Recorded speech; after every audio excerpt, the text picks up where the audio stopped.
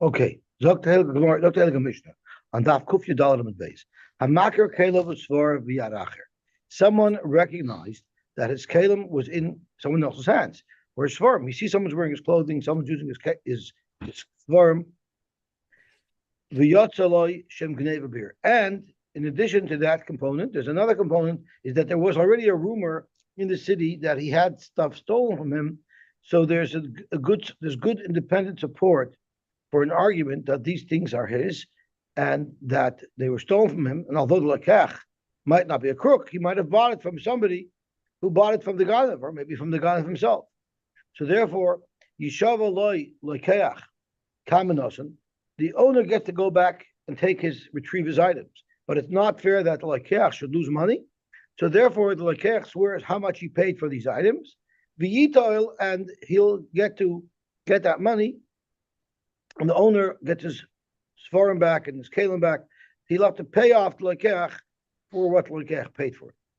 But there is no rumor backing up his claim that someone is holding on to his kalim or his svarim.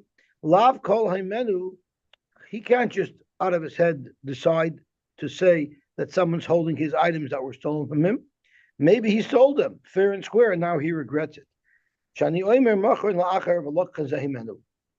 Maybe he sold it to somebody, and then this somebody sold it to the current lekach, and now he wants his things back, so he's trying to create an impression as if they were stolen.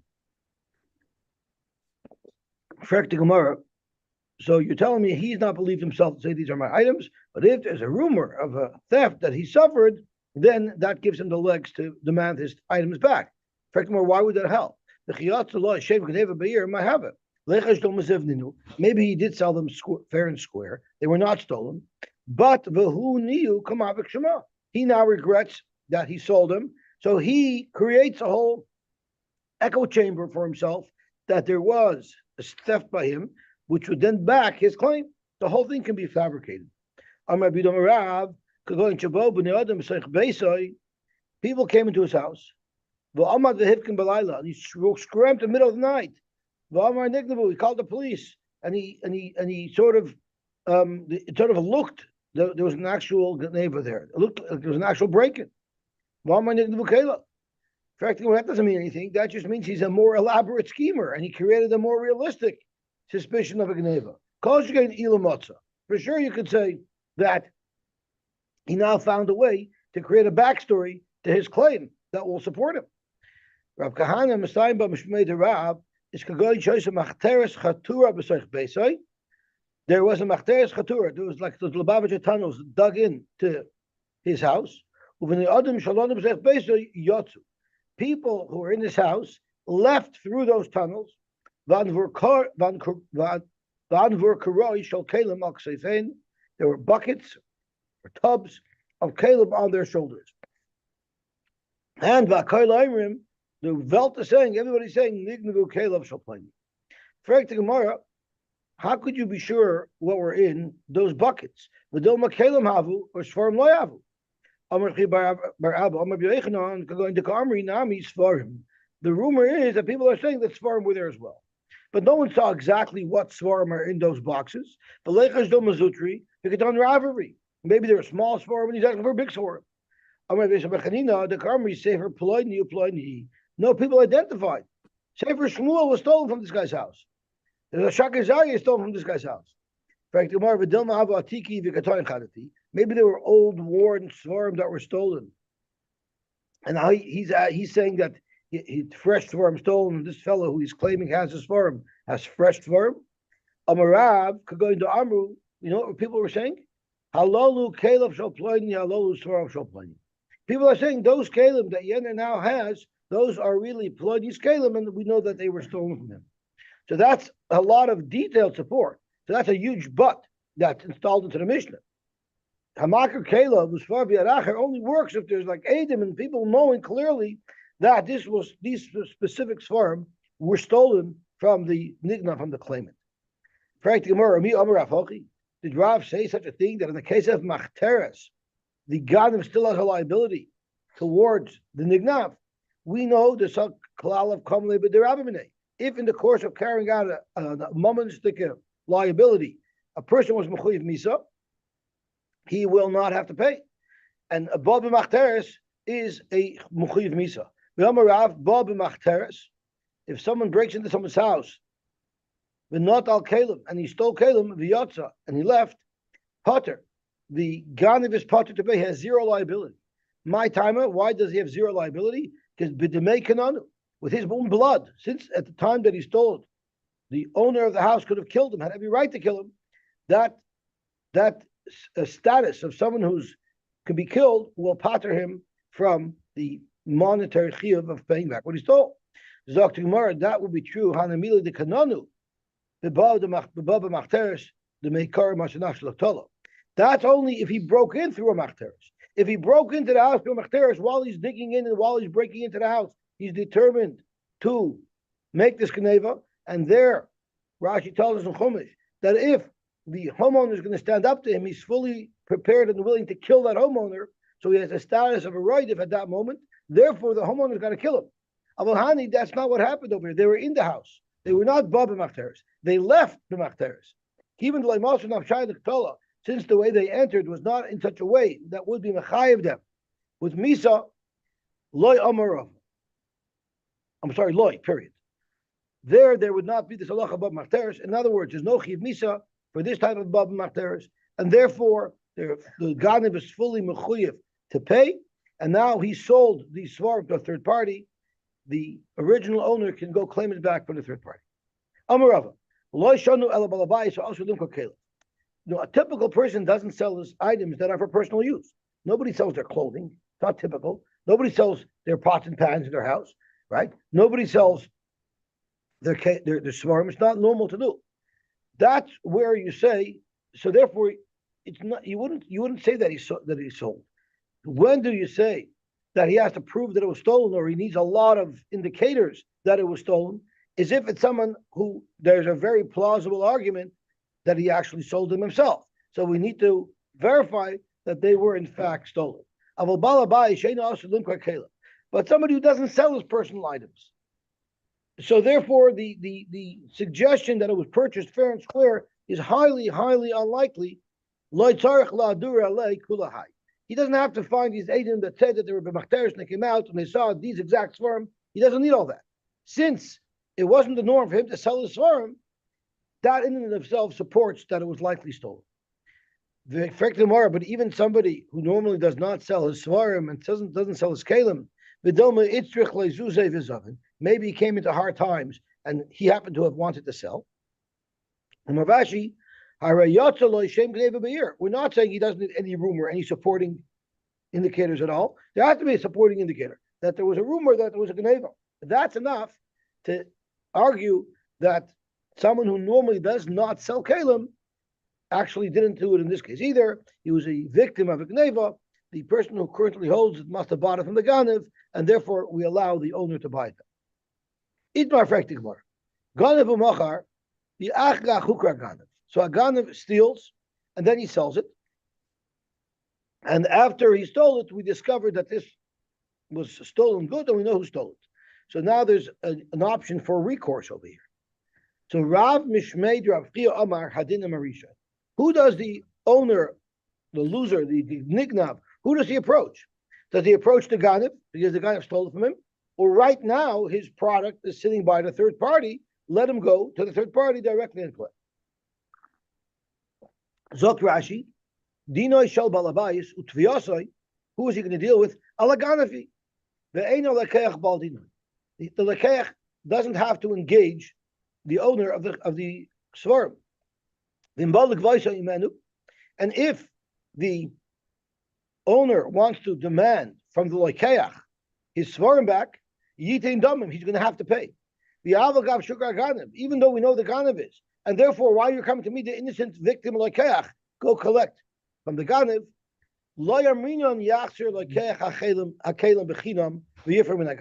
We don't say that lekeach has to give back the kalim, and then it's his problem to fight with the ganav to get his money back. No, hadina marishain, since the ganav has been identified, the owner has to go straight to the ganav. Rabbi Yochanan Mishmeid Rav Yanai Amar hadina masheni. No, he has a direct right to seize the property from the Lokeach. As Rashi says, Adinam Hasheni, Dino Shabal Abayis, Imalakeachu, and therefore Yosy Menu Kelav, even Bechinam, he could take them away. Now, the only similar memra we had to this Gemara is the very beginning, the very first Gemara in this parak. The very first Gemara in this parak quotes a Reb Chisda that says, if someone steals something from his friend, and someone else, a third party, comes along. So let's say Reuven steals something from his friend. And Shimon buys it from Reuven, and then Shimon buys it from Reuven, and he eats it. Actually, no, that's not what happened. If Reuven steals something from his friend, and Shimon just goes and eats whatever it was that Reuven stole, the Balabayas can collect equally from each of these two parties. They're both liable. Why? I missed an important point. If there was no Yush, and this chayfis that the guy stole is sitting on the table, and the third party comes along and consumes it, so we look at it like, since there was no Yush yet, we look at it that the person who came along after the guy and consumed it also directly damaged the owner. So therefore, that's what the Chisda said. So that's similar to a case like this. So let's see how this fits in. Amar Rabbi Yosef, Zok Rabbi Yosef, V'loi Pligi. There's in fact no machlokes at all between Rabbi Chia, who said Hadinam Rishon, and Rabbi Yochanan, who said Hadinam Hasheni. Kan lefnei Yush, and therefore Hadinam Hasheni. If it was before Yush, Hadinam Hasheni, similar to what the Chisda said, that the second person is considered to have directly violated the original owner. But Kan la'achar Yush, Hadinam Rishon. Hadinam Rishon is if the Bailim were miyayish, and then someone came along and damaged it. Well, then the person who damaged it is considered to have damaged the Ganav. So therefore, if someone bought it from the Ganav after Yush, we look at it like he bought it from the Ganav, and therefore it's already cut off, it's already severed from the original owner. So that's what the Gemara wants to say. Likely Kanaf Neyu, Leyu Shadinam Hasheni, Kan Achi Shadinam Rishon. V'tervayu is Reb Chisda. And both parties agreed to Reb Chisda. Because what did Reb Chisda say? If someone stole the loinis Yashua Bailam, and then a third party came along and consumed it, they're both equally liable to the owners. So Lefnei Yush, Adinim Hasheni. Of course, they would have the Hasheni and the Rishon, because Reb Chisda said Ratzim Izagov, Ratzim Izagov.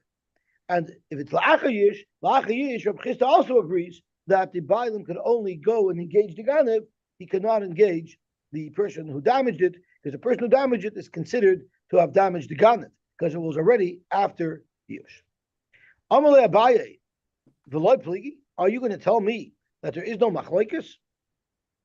But before I go to the next stage, let's look at Rashi, Reb Chisda. Zokt Rashi, the Reb Chisda, what was Reb Chisda's case? Goes of Loi Nishai Shua Bailim, Ubo Achav Goes, V'achloi, Ratzim Izagoiva, Ratzim Izagoiva, Reish Pirkin. This was the first Gemara, the beginning of our parak. Behind Nami, and this case similarly, Avagav the Yoiv Dami Leganav, Lemaisa, the person who bought it from the Ganav, paid for it, so maybe he has a relationship with the Ganav. Nevertheless, Legabe Hai, Legabe, the original owner, Mia Gazlanhu. As far as his relationship with the original owner, he's a Gazlan. He took the item that belonged to the original owner. He was not Yaishet, it was still his. Umiyu, Heichod Lehukra Ganav. What if we didn't know who the Ganav was? So there is no Ganav to go after. So we're telling me that the Lokeach, that the original owner can go to the Lokeach, according to Chesed, if it's before Yush, and make Lokeach give him back his item. And now the Lokeach is out money, right? So if we know who the Ganav is, and the Lokeach can go after the Ganav and say, I want my money back, then that would be the halacha. However, what if we don't know who the Ganav is? The Lokeach bought it from somebody who didn't know who it was, bought it from a flea market at the back of a truck, whatever it is, he's no longer able to go back to the Ganav and get his money back. In those cases, Rashi tells us now, Chiddush, Avud le'Rabbanan takanos hashuk. There is a takanos hashuk. If people have to be worried that every time they buy something, it might be stolen goods and they'll lose everything, the original owner can come and take it from them, it's going to grind commerce to a halt, because people are going to be afraid to buy something because you have no idea if in 5 minutes someone's going to come along and say it was stolen goods and they'll take it away. So therefore, it's a takanos hashuk lita el mashanosa. He has a right to demand what he paid for it. like our Mishnah says. Like our Mishnah says. But if the Ganav is here and we could, and the Lakeach has recourse, all of Lahachar Acharov, it's the Lakeach who has to go and fight with the Ganav to get his money back. Okay. So Zok to Gemara. So because Rashi had to remember how our Mishnah works, right? Our Mishnah says Lakeach has to keep his money.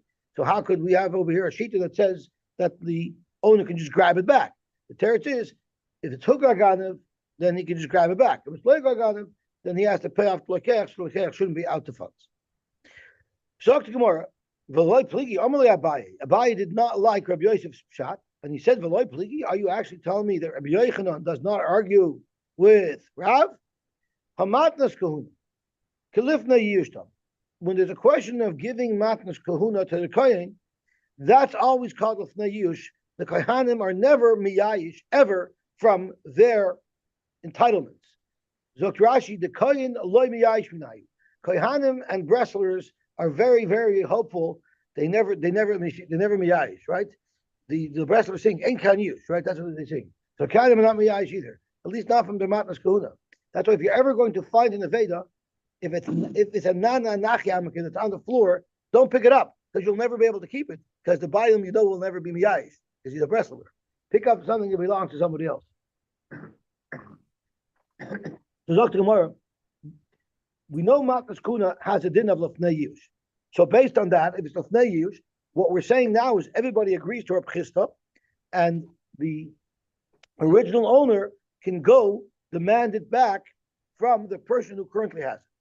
Yet you see the same achloikis that we had over here, whether Adina Marishan or Adina Masheni, we have a Matnas Kuna as well. And according to the way you are speaking, Rabbi Yosef, everybody in this case should hold like a pchista. Where is our machlokes? Did not be learned. Amar loy, what if a Yisrael went to his butcher and told the butcher, Mechar li me'eha shel para, sell me the whole intestinal tract of this animal. Now we know that the Matnas Kuna that has to go to a coin from any animal shechted is the zroya, the lechayim. The zroya is the arm, the lechayim is the cheekbone, and keva, it's one of the part of the intestines, it's one of the four stomachs. So he wanted to buy the entire package. And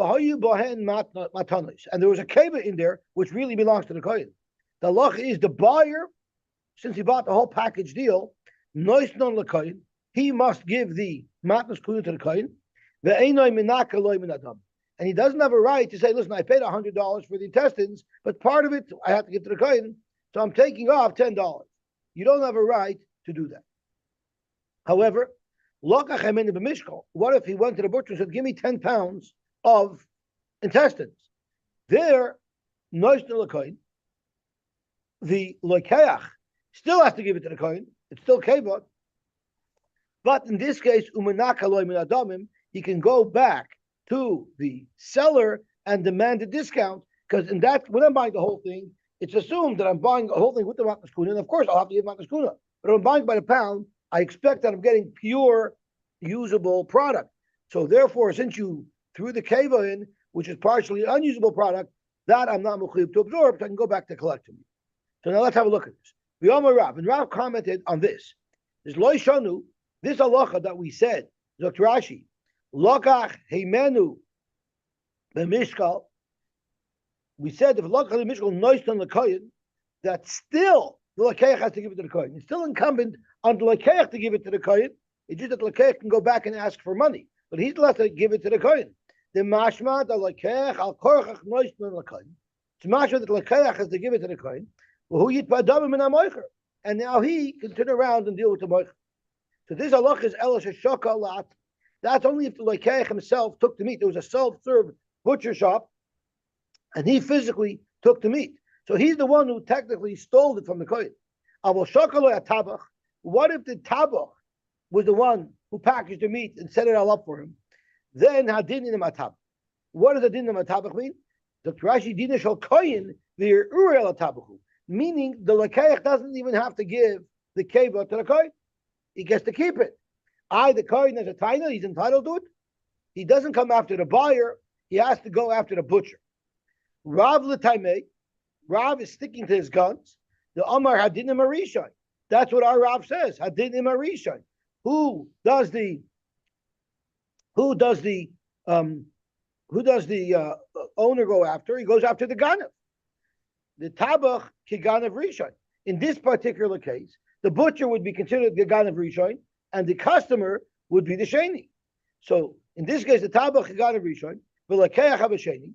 And what is Rav Paskin? The Gomer adin im tabach, meaning the kohen only has a right to fight with the butcher and not with the buyer, and there was no yish over here. So do you want to say that when there's no yish, everybody gives like a chista that he can go and collect from even the buyer? Here you should not like that. Amar Rav less laid Rav chista. You clearly see that even in the case of before yish, Rav said that the tabach is responsible. The buyer has no responsibility whatsoever. How could a kohen be played by it? That's a whole different shaila. At the moment, how do you know? That's a good question. I don't know, but a kolponim he has to give. You know what Rav meant? He meant af dinim atabach. Avade yotek b'chista. What the b'chista says, rotza mizeh goiva, rotza mizeh goiva. So too over here. Not only can the nignav go and claim from the lakeach who currently has the matanos, but he can also go to the tabach because it's rotza mizeh goiva, and it's consistent with the b'chista. Gewalt. Why do I need this chiddush of af matavach? Why would I think not? He's the original ganav. Why would I think the kohen can't go after the butcher himself? Because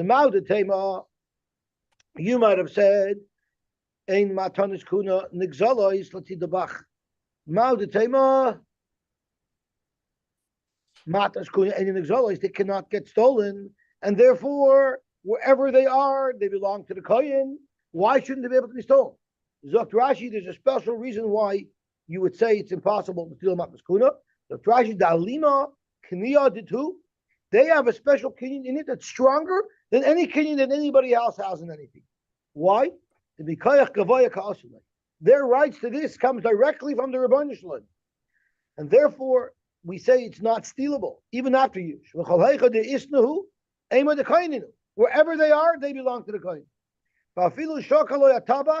Even if the tabach took the matas kuna and he was the thief originally, still yigva kohen nami min alakeach.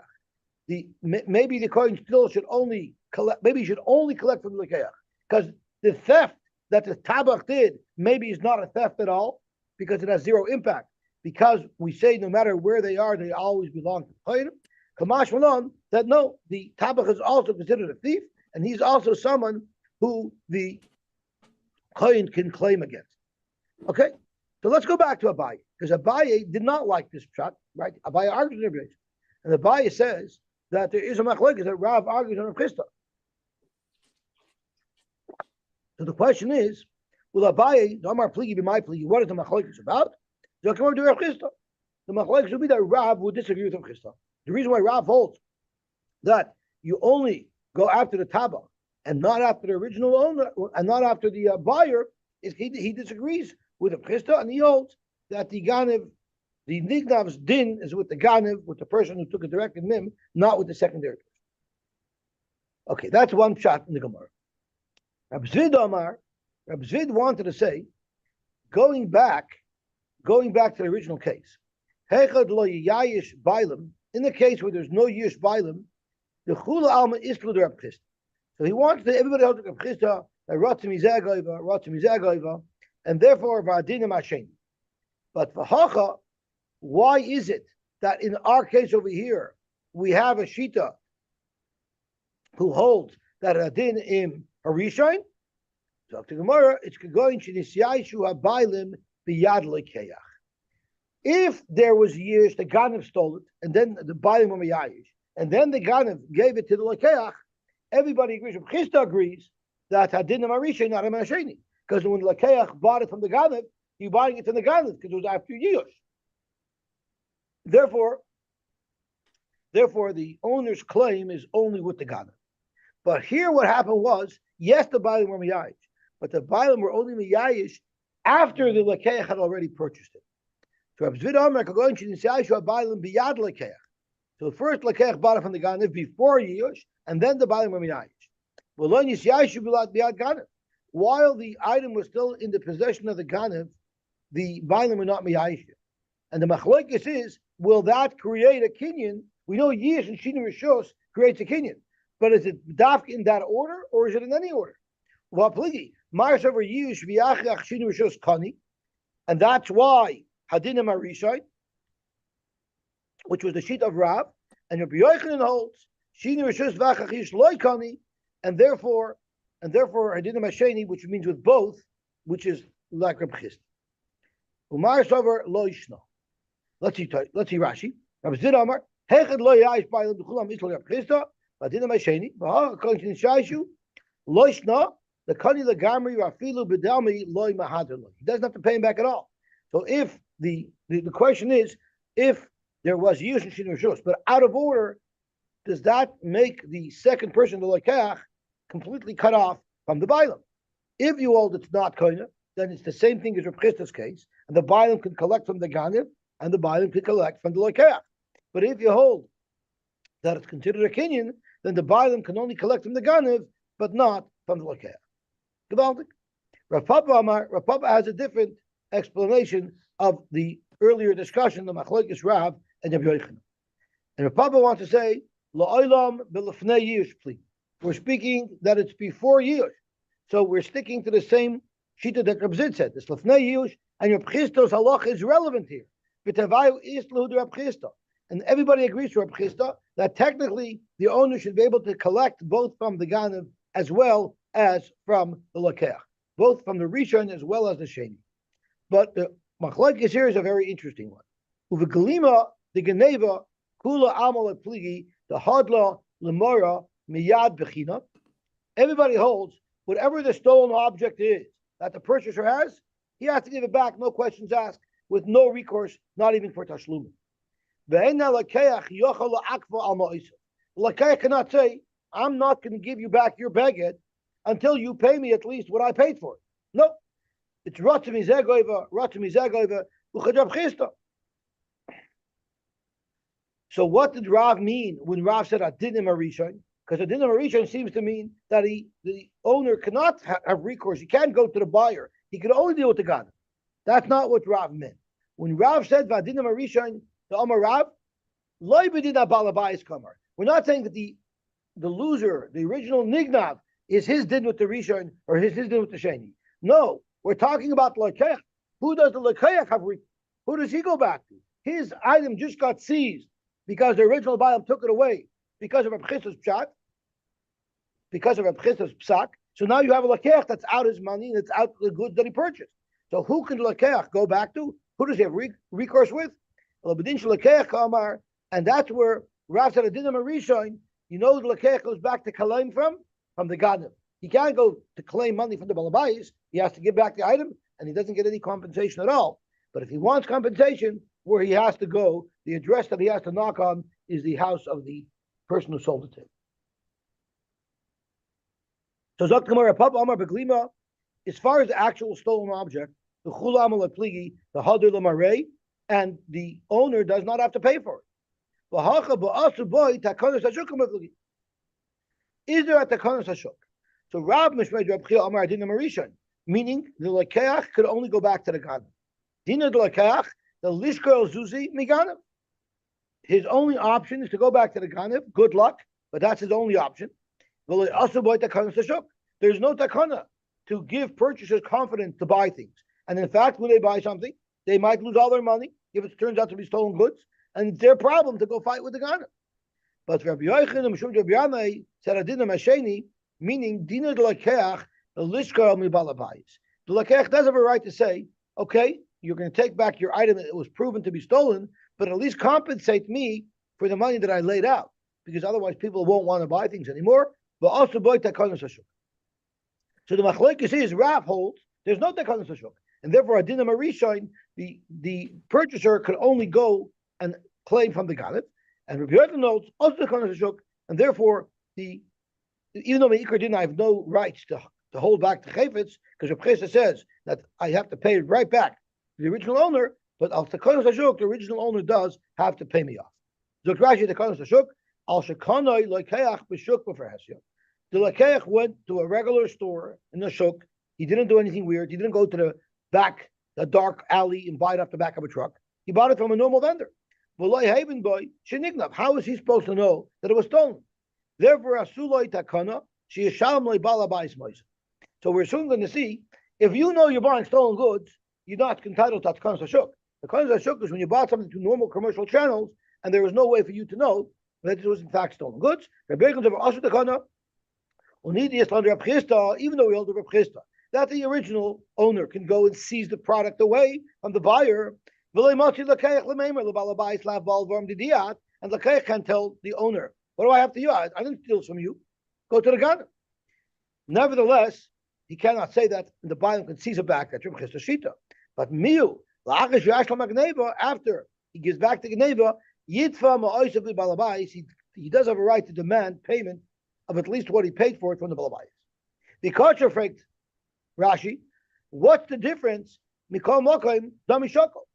the difference if it's because of a Takanas Hashuk or if it's because a time of Lav Baal Dvarim Didi? What's the difference if you hold like a Chisda with a Takanas Hashuk or you don't like a Chisda? The net result is I get paid.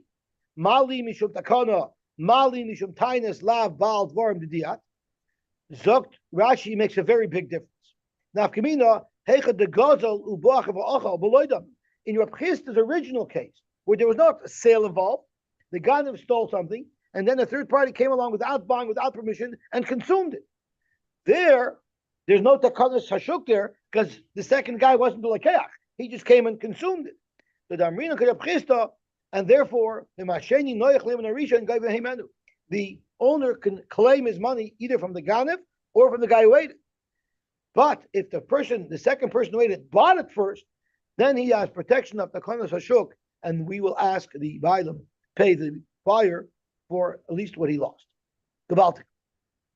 Zok to Gemara. Are you going to tell me that Rav holds there's no Takanas Hashuk?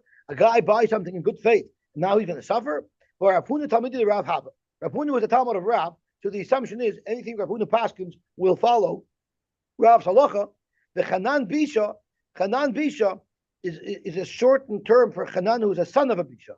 But he was a bad, evil man. He was a bad, evil man. And we're soon going to see that although we know he's a bad, evil man, we might not necessarily have known that he's a Ganav. But now the Gemara is assuming that he was a known Ganav, and that's why he was a bad, evil man. Ganav Glima, he stole a baguette, Vizovna, and then he sold it. Also the Kamed Ravuna.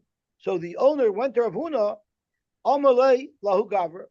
He told the victim of the theft, Zil Shari Avitach, you're going to have to go to the Lakeach, pay him out, and then you'll get it back. So the problem over here is, if Rav holds there is no Takanas Loikchem or Takanas Hashuk, so then why didn't Rav Huna say, go grab the baguette back from the buyer? You don't pay anything. No Takanas Hashuk.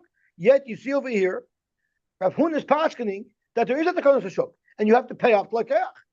Zokt Gemara, shiny Chanan Bisha was worse. Kivan the lekalish taluma minei kalehukadam. He's a bad guy, and the Lakeach will never. Normally, of course, Rav and Rav Huna do not hold up the Takanas Hashuk. But the problem is Chanan Bisha is such a bad guy that we know that in this particular case, the Lakeach will never be able to get his money back out of the Ganav, and therefore, because it was a good deal. So therefore, by him we make a Takanas Hashuk because he has no recourse. It's like the case of our Mishnah where the Lakeach could demand payment because he has no recourse. He doesn't know the Ganav. It's like you bought it in the back of the truck. Amar Rava, im Ganav meforshemu like also with the Takanas Hashuk. If he's a Ganav meforshemu, you bought it from the back of a truck, so you don't deserve a Takanas Hashuk because you know you were buying it from a guy who probably stole it. V'chanan Bisha, the meforshim hava. Yet you see in this case, the Ganav was a meforshim to the Ganav, so it was obvious that this was stolen good. But also about the Takanas Hashuk, and Rav Huna still said that the owner has to pay for it. Zok Gemara, here's Gavalti. He was a bad guy, but he had a reputation to be a very bad guy, but nobody knew that he was a Ganav. So therefore, anything you buy from him, you don't necessarily have to assume it's stolen goods. You know he's a bad guy. What are his affairs? He took from the Kiddush and Simchas Torah before Boo Boo let you have booze. He's a bad guy because he violated those premises. But the people in charge of the Kiddush and Simchas Torah, it's one of the Har Vayavers. If you go make Kiddush before they allow you to, so could be that's why he was Chanan Bisha. But that he would have stolen, love that. Talk to Gemara. Itmar Ganav Upara B'chay. What if no one bought it from this Ganav, but the Ganav had owed money, and he used this object that he stole to pay off his lender? What's the significance? What's the difference? It's that there's no welcome to make a takana that it's going to stop commerce because no one bought anything, right? I took it as a payment for a chayv, so we don't have to worry that people are going to buy things because I never bought anything with it. I'm getting it a b'diavad. The guy's paying me back, or ganav b'par be'kef. He's paying back money that he owes in the store. There, loy also boy to comes shuk. Why? The army we say loy adaita dahani yahavasle. He didn't give loy yahavasle. He didn't give him anything. He didn't give him anything. The storekeeper who sold the goods, the person who lent the money, didn't lend it to him to get those goods that were stolen that he received in return. So therefore, there's no welcome for the takanas hashuk. What about mashkanta shavi mosan b'mon? Now the halacha is normally if I'm lending you money and I'm afraid you're not going to pay me, I'm not going to accept a mashkin that's worth exactly what the chayv is, right? In a mortgage, we know they allow you maybe 60%, 80%, but you have to have equity. You have to have either 20% equity or 40% equity. No one's going to lend you something based on 100% of the equity of what you're giving them as surety. So therefore, if it's a mashkanta that was worth 200, that was guaranteeing a chayv that was only 100, there also boy takanas hashuk. Why? Because when I lent the money, I knew I was getting this object. So I only lent the money lechatchila knowing that I'm going to get this object as surety. That's mamish like a lekeach, because I can say, how am I supposed to know it's stolen? I'll never lend money. However, shava b'shava, if the mashkin is worth what the chayv is worth, clearly I'm not lending it for the mashkin, because nobody would lend something based on the full value of whatever they're lending on, right? We know that. You always have to have equity in it. Elamai, it must be I really trust the guy. And the mashkin was akavarcha, just to make me feel better. But obviously I'm lending him the money independent of any mashkin. So therefore I don't have a right to say that I was relying on the mashkin. So shava b'shava, ameimer amar loy also boy tekanas hashuk, marzutra amu also boy tekanas hashuk. Zok Gemara, zvina shava b'shava. If I bought something for its full fair value, also boy tekanas hashuk, because obviously I only paid the money because I thought I was going to receive the goods. But what about shava ma b'mos?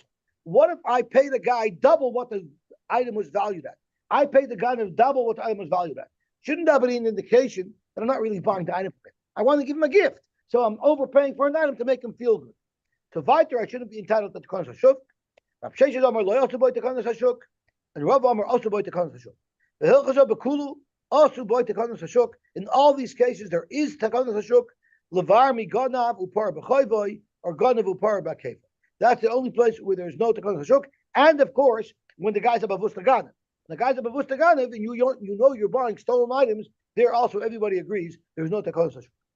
Avimar bar Nazi, this is a very interesting story. Avimar bar Nazi was Chamud Ravina Hava. Chamud is the father-in-law. What's Chamud mean? So Avimar was the father-in-law of Ravina. So what's interesting is that you know who he came to the Torah? He came to a son-in-law. Can a shver go to a son-in-law as a dying? But look at the case here. Avimar bar Nazi Chamud Ravina Hava. Masik v'hugavar arba zuzim. Someone owed him 4 zuzim. So the somebody who owed Ravina's father-in-law money went ganav glima. He stole a beged. Also nehalei, he gave it to him. Now this beged was worth more than 4 zuz. So based on that, uspe arba zuz erchini. Instead of collecting back 4 zuz, now he lent him another 4 zuz. Based on the beged. L'soif hukar ganav. At the end, it turned out that this loiva was a ganav. It was all stolen. Also lakamei Ravina. They came to Ravina to the entire, which is very interesting. How is a shver allowed to go to an edim for the entire? Amar kamoi ganav upar b'chayv. The first guy is a ganav, and he paid with the thing that he stole. He paid his chayv, and therefore v'lei boy l'meisav v'lei midi. So the first 4 zuzim that he borrowed in advance of the mashkin, he lent him the money independent of any mashkin because there was no mashkin at the time. The mashkin only came later on. So for those 4, there surely is no recourse. There's no takana.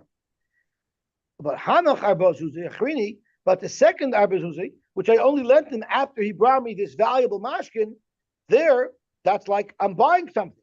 Therefore, Shkoil Zuzach v'Hadar Glimi. So very, very fascinating. It was a split. The same Lakeach had this baguette. He's entitled to get 4 zuz back, the 4 zuz that he lent after he got the mashkin, but he's not entitled to get the 4 zuz back that was before the mashkin. Correct. And therefore, so on the first one, he doesn't pay anything. Maskif law Rav Kohen. Did you ever hear of an Amorah named Rav Kohen? Maskif law Rav Kohen.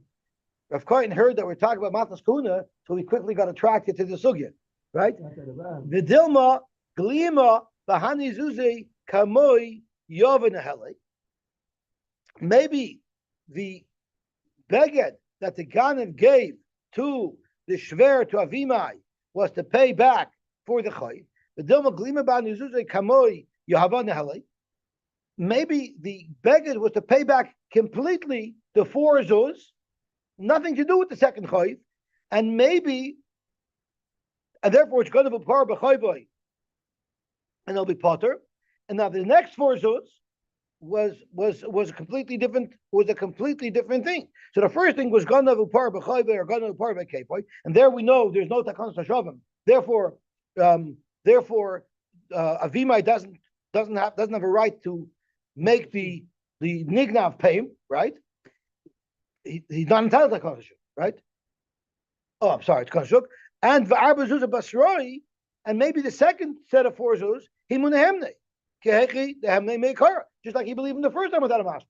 So why are you saying that the second loan was based on the mashkin? No, maybe the second loan completely settled up the first.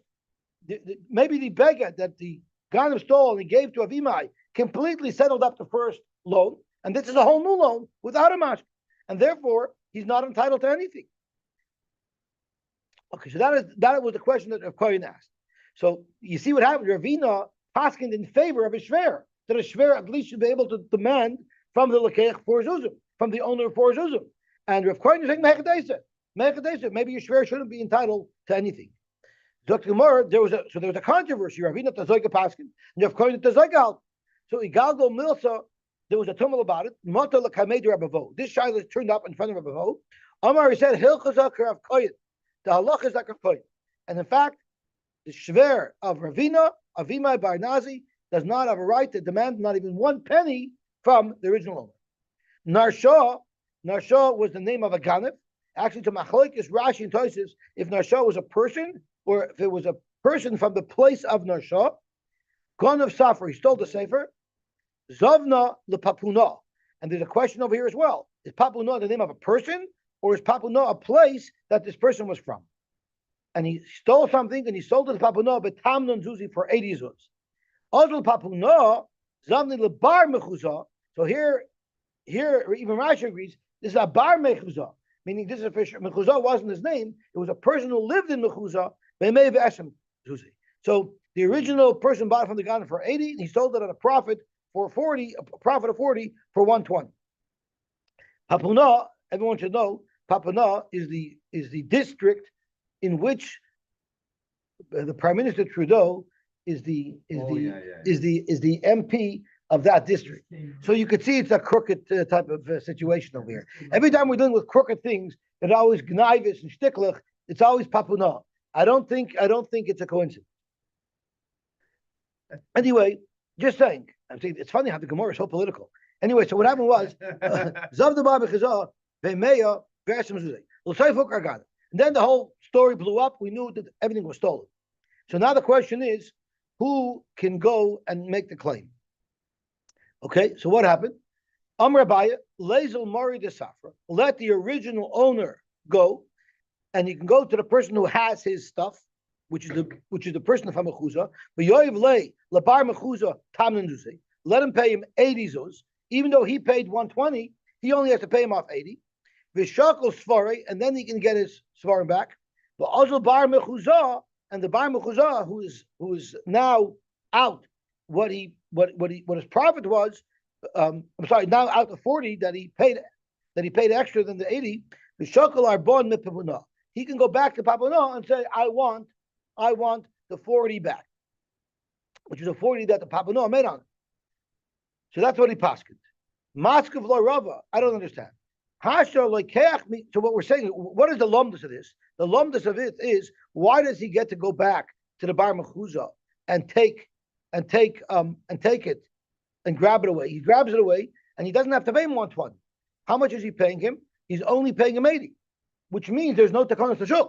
If the takanas hashuk dictates that the owner has to pay you back in full, I didn't have to pay him back in full. I only have to pay him back 80. So clearly there's no takanas hashuk.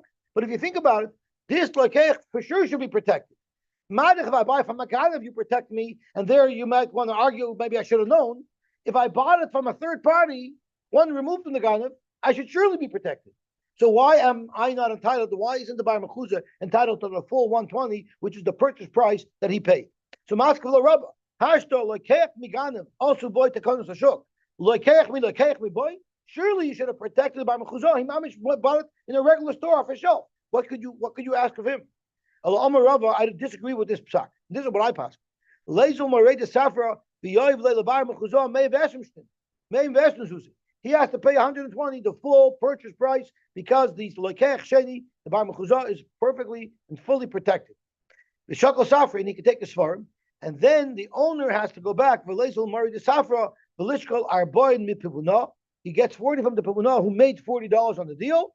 V'tamnon min arsha, because the papuna is also protected from his original purchase price. So therefore, you could only take 40 from him, which was his profit. And in order to collect all of the money, he's going to have to go back to the original Ganav to get it. Why? Because the Takanas Hashuk protects everybody for what they spent on the item. Gavaltic. At 7:50, and we only did Amar Aleph, and I'm trying to get a blot ahead. And right now, it's not working. But it was a still complicated Gemara. We have to stop now. We don't have a choice. Imagine we mamshich tomorrow, and then we have to push the gas pedal a little bit. Everybody should have a wonderful day.